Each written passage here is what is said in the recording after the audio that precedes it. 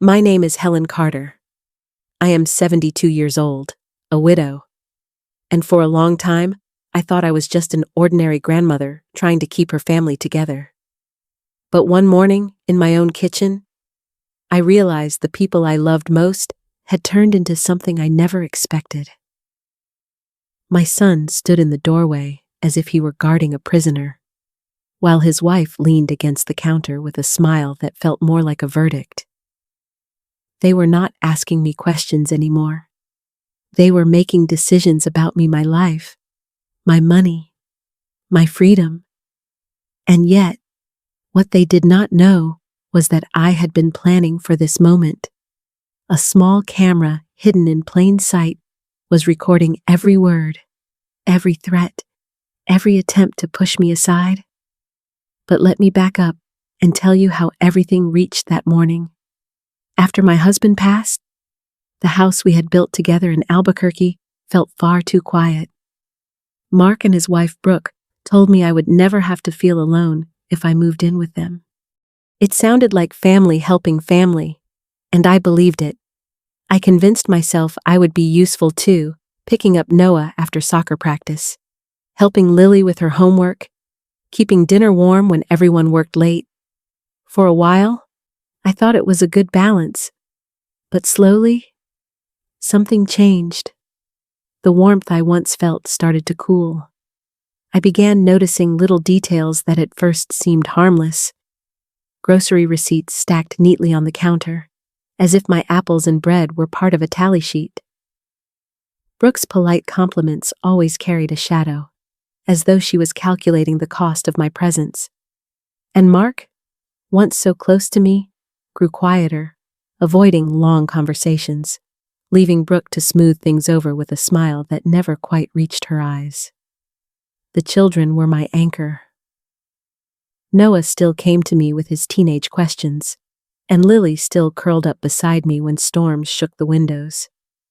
Yet even with their love, I could feel the undercurrent shifting.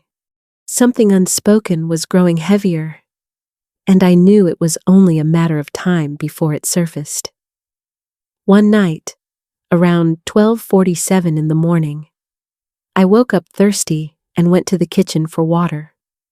The house was quiet, but through the thin walls, I could hear low voices drifting from Mark and Brooke's bedroom. At first, I thought it was just a normal late-night conversation, but the tone was sharp, urgent. I paused in the hallway, holding my glass, and that is when the words hit me. They weren't just talking about bills, they were talking about me. I heard plans about sending me to Mesa Vista Senior Living, about how Medicare could cover most of it, and how it would be easier if I was declared unable to make decisions for myself. The coldness in their voices left me frozen. In that moment, I wasn't their mother or their mother-in-law. I was a burden, a financial problem to be solved. I stood there, barely breathing, realizing the people I trusted were casually discussing how to take away my freedom. The betrayal settled in my chest like a heavy stone. My first thought wasn't even fear, it was disbelief. How could my own son think of me that way? That night changed everything. I promised myself I would stop ignoring the signs, stop excusing the small cruelties. From that moment on, I would watch more closely. I would protect myself, even if it meant seeing the truth I didn't want to face. A few weeks later, in the middle of the afternoon, around 2:20 p.m., I walked past Mark's office and noticed a folder left open on his desk. I shouldn't have looked, but something inside me said I needed to know the truth. There it was in black and white, credit card balances stacked high, mortgage payments 3 months behind, and car loans on vehicles that looked shinier than the food on our table. Almost $47,000 in debt, and no real plan to climb out of it. Suddenly, their late-night whispers made sense. This wasn't just casual frustration about expenses. They were drowning, and in their minds, I had become the easiest lifeline, not because I had money of my own, but because they thought I could be controlled. I stood there staring at those numbers, feeling a cold certainty settle in. This wasn't love tangled with stress. This was calculation. They were looking for a way to solve their financial disaster, even if it meant sacrificing me. And that realization pushed me toward a choice I never imagined, making a choice that would change everything. One afternoon, after another tense dinner, where every bite seemed measured, I stopped by a small corner store. I had $5 in my pocket, and instead of saving it for groceries, I bought a lottery ticket. It wasn't about believing I would win. It was about defiance. Spending that money felt like a private declaration that I was more than the burden they made me out to be. When the numbers came in, I sat in the parking lot at 7:05 in the evening with the ticket in my hand, unable to move. The realization washed over me slowly. I had just won the Powerball. After taxes, it meant more than $63,000 waiting quietly for me. But instead of joy, I felt something sharper: strategy. I could have packed my bags and left, disappeared into a new life. Yet that would have been the easy way out. What I wanted was the truth. I needed to know who my son and his wife really were when they thought I had nothing. And I needed the world to see it too. That decision marked the beginning of a plan I never thought I'd be capable of making. Not long after the win, I reached out to someone I had seen on a local news segment, an investigative journalist named Miguel Alvarez. We met at a quiet coffee shop, and I remember watching his steady eyes as I explained what was happening inside my home. He listened carefully, then told me what I already suspected: this was financial elder abuse, and it was serious. I agreed to let him help me document it. Cameras would be hidden inside decorative pieces, audio devices tucked away where no one would ever suspect. Everything would feed into encrypted drives, safe from tampering. Miguel reminded me that our state only required one party to know about the recording, and that one person was me. I felt relief wash over me. Finally, I wasn't powerless. The installation happened while Mark and Brooke were at work and the kids were at school. By the time they came home, the house looked exactly the same. But it wasn't. Every word, every whisper, every calculation was being captured. I had put my trust in the wrong people before. Now I was putting my trust in the truth. And soon, it would be tested. Once the cameras were rolling, it didn't take long to set the trap. A friend from my senior center called the house, pretending to be someone from a prize organization. She asked for me, and I made sure both Mark and Brooke could overhear the conversation. I played my part as though I were confused, uncertain, even skeptical about the idea of winning $25,000 plus $1,000 a week for life. The shift in the atmosphere was immediate. Just the hint of money changed everything. Suddenly, I wasn't a burden anymore. I was an opportunity. Their voices softened, their smiles widened, and the tone that had been so sharp and cold only days before now dripped with affection and false concern. They started talking about protecting me, about guiding me, about how overwhelming sudden money can be for someone my age. Inside, I felt sick watching them transform so quickly. I knew this wasn't love, it was calculation. But I stayed in character, letting them believe I was unsure and maybe even a little naive. I wanted the cameras to capture the contrast, to show the world how fast greed can turn cruelty into fake kindness. By the end of that day, they were already sketching out ideas about joint accounts, allowances, and ways to help me manage the prize. I didn't argue. I just nodded, listened, and let every word be recorded. I knew it was only a matter of time before their patience ran out and the pressure turned into ultimatums. It wasn't long before their patience turned into pressure. One morning, around 8:10, I was making breakfast when I felt them close in. They no longer tried to hide the tone in their voices. The message was clear. This was no longer a suggestion. It was an ultimatum. They spoke about how I should be willing to contribute more, as though the $800 I gave each month was a token amount. They wanted $2,000, a number they knew my Social Security could never cover. And if I couldn't manage that, then the nursing home would be the solution. What shook me most was not the demand for money, it was the way they wrapped it in false concern.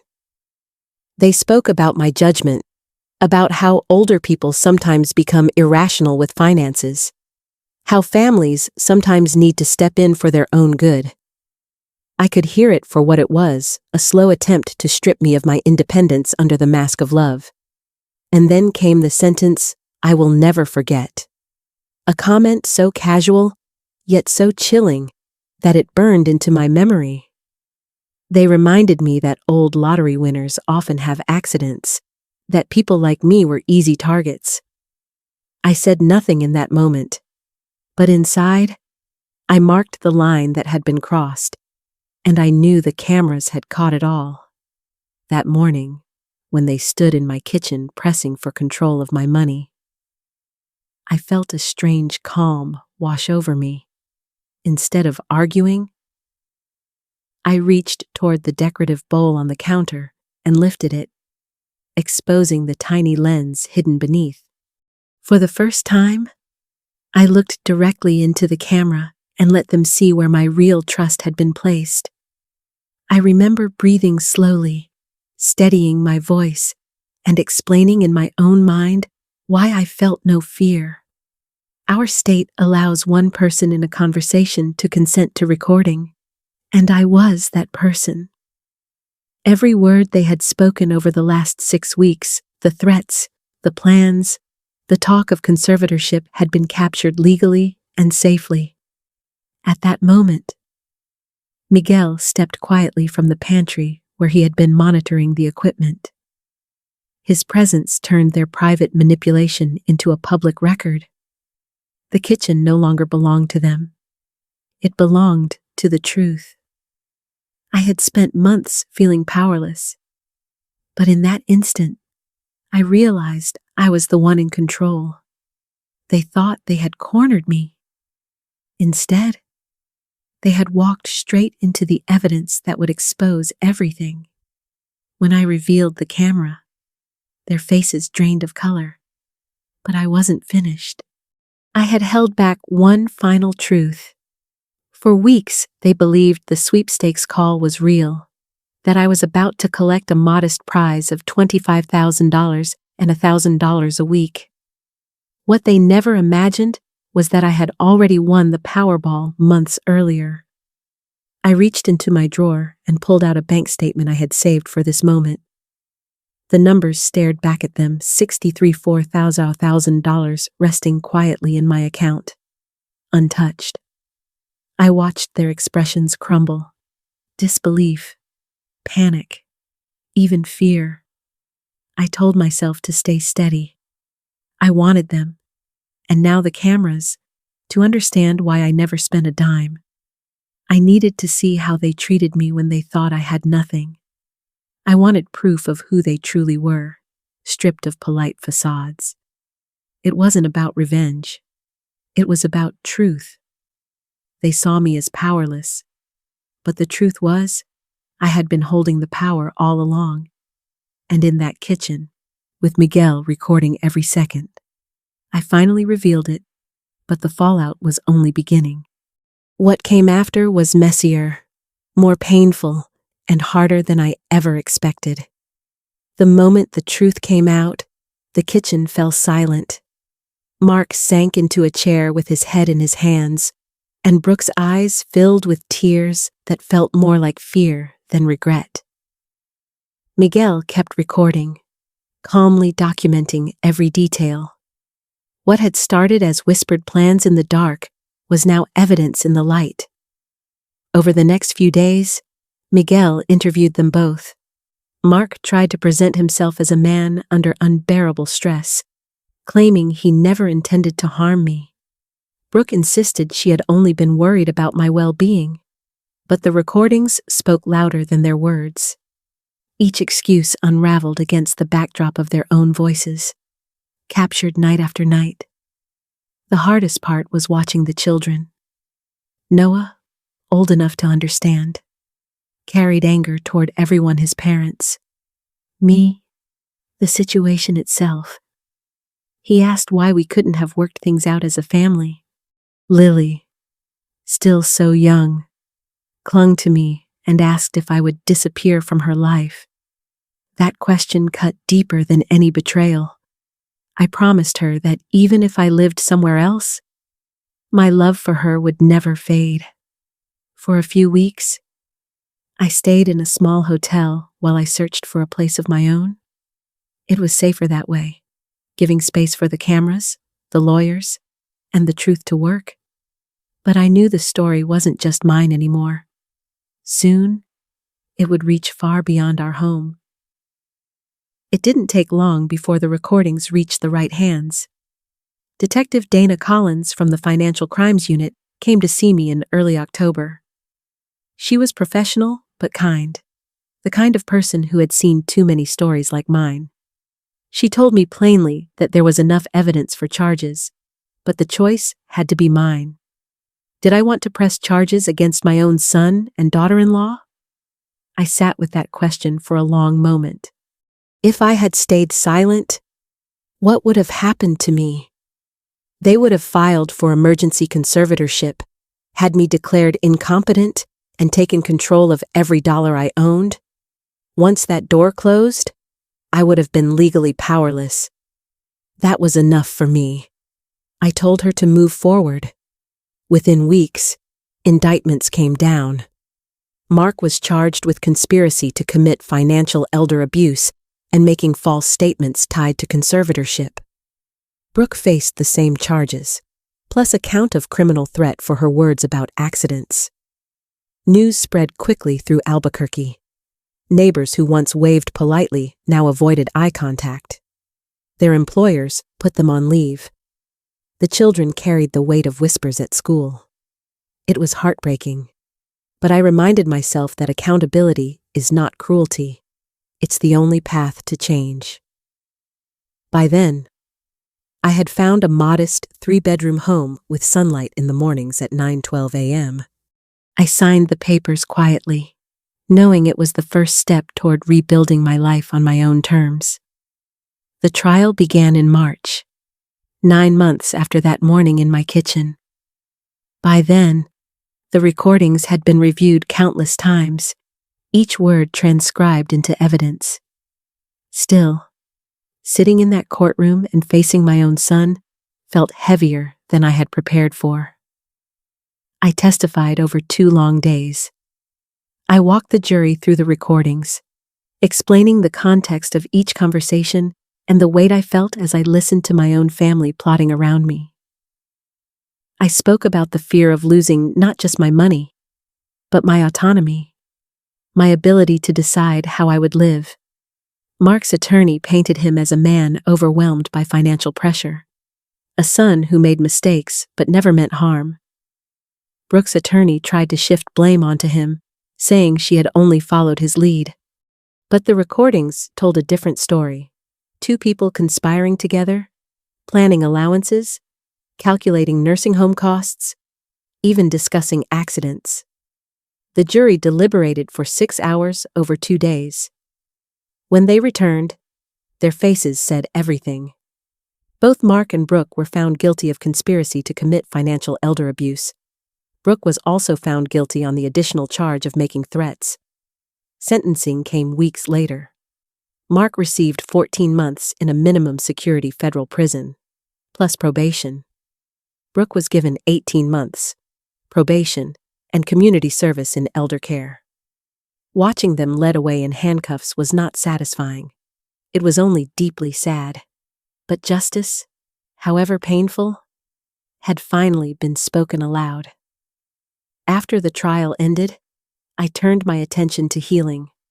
I bought a modest 3-bedroom house, nothing extravagant, just enough space for Noah and Lily to visit and for me to feel at peace. I remember the first time I closed that new front door behind me, the sound was different. It wasn't shutting people out, it was letting calm in. But I didn't want the story to stop with me. I used a portion of my winnings to create the Helen Carter Center for Elder Justice, a nonprofit that helps seniors facing situations like mine. We offered legal assistance, temporary housing, and advocacy for stronger protections. In our first year, we supported dozens of families who thought they had no options. At the same time, a documentary called A Grandmother Fights Back aired on Channel 7. It wasn't about fame, it was about starting conversations, showing others that being old does not mean being powerless. Watching strangers send letters, thanking me for speaking out, reminded me that my pain had a purpose. For the first time in years, I felt not just safe, but useful again. And as I planted flowers in my new backyard, I knew my life was finally rooted in strength. Looking back now, I realized the greatest win wasn't the lottery. It was finding the courage to defend my dignity and discovering that even in my 70s, I still had power. Money came into my life unexpectedly, but it only revealed the truth that was already there. Greed stripped away the masks my family wore, and what remained was painful, but real. I've learned that family isn't defined by blood alone. Sometimes those closest to you are the very ones who cause the deepest wounds, while strangers, lawyers, advocates, neighbors can step in and show more loyalty than you ever expected. True family is made of those who respect your voice, who protect your independence, and who stand beside you when life gets hard. Today, I spend my time helping others find their strength. And if you are listening to my story, maybe it's because you too need to hear this. You are not powerless. No matter your age, no matter your circumstances, your voice matters. If my journey resonated with you, I would be grateful if you shared this story, left a comment with your thoughts, or simply pressed like so more people can see it. Together, we can shine a light on stories that too often stay in the shadows. Because in the end, dignity is worth fighting for, and it is never too late to claim it.